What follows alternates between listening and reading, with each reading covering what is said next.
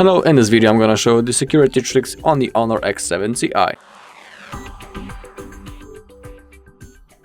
Alright, so let's begin. Let's open up our settings first. And now, scroll down a little bit until you find security and the privacy. And we can set the screen lock first, so let's tap on this big green button right in here. And now we can set a 6-digit PIN. Also, if you set it, please don't forget it. There's no way to recover it if you lose it. But we can also click on change unlock method, and in here we have 4 other options. It can be also the 4-digit PIN, custom PIN, or the pattern or the password. In my case, I'm gonna show you an example of the pattern. So in here we have those 9 dots that we need to connect.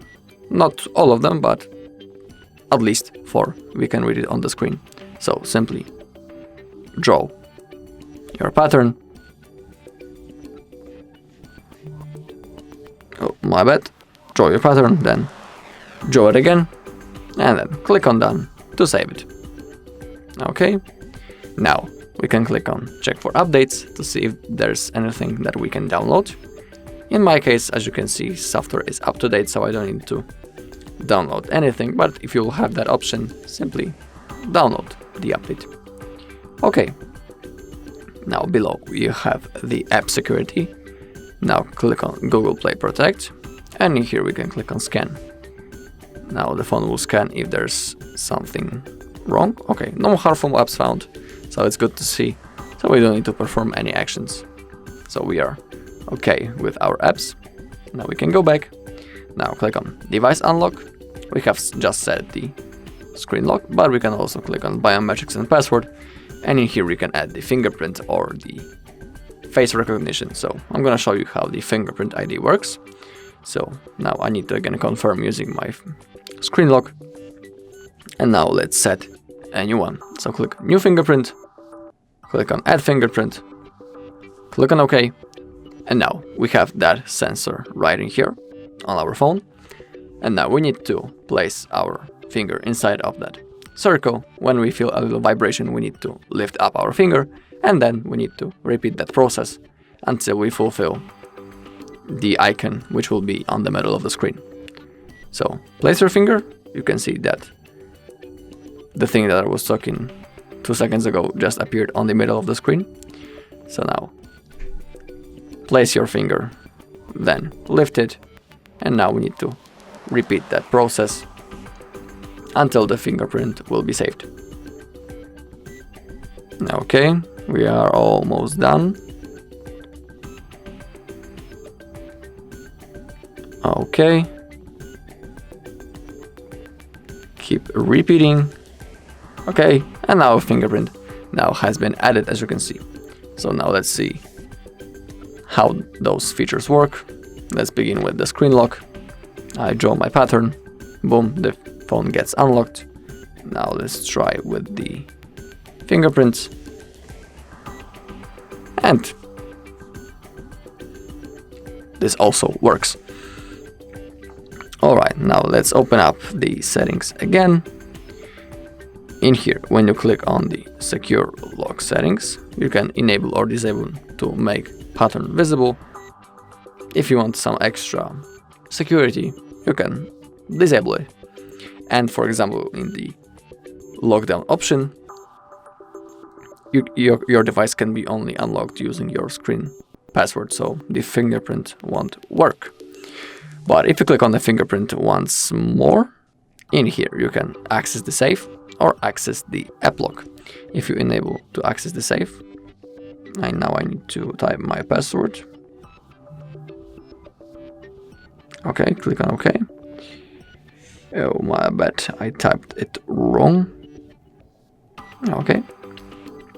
Now I have access to my safe using my fingerprint. In safe, you can add, some of the apps that you want to prevent from unauthorized access. For example, I don't know who it can be, but you can place the stuff in the safe, so no one will get access to it unless he will know the password. Okay, below there's also the app lock. We can enable it. Click on enable. We can select a screen password to it, our lock screen password, or we can set a custom pin. In my case, I'm gonna use my lock screen. Now let's simply type app lock. Okay, and now we can log in using the password or our pattern. Boom. And now, as you can see, we have access to the app lock. Now we have the list of our apps. Okay, so now, for example, when I will enable the Google, if someone will want to get access to Google to open that app, he'll need to type my lock screen or the password. So I'm gonna click on Chrome. Boom. And as you can see, I need to type the password or use the lock screen to open up the Chrome.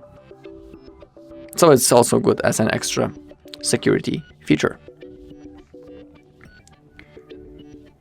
All right. Now let's get back into the settings, security and privacy. Now we can click on the account security and Google security checkup to see if there's anything that we can do here. But for now, as you can see, everything looks fine. So we don't need to perform any action. Also, we have the password checkup. Okay, and in here we have no compromised passwords. My passwords are unique, but I have one weak password. So if I click on here, I have option to change it for a stronger one. Always remember that you should use as strong passwords as possible, and you should avoid copying the passwords. I mean, your password shouldn't be the same every time.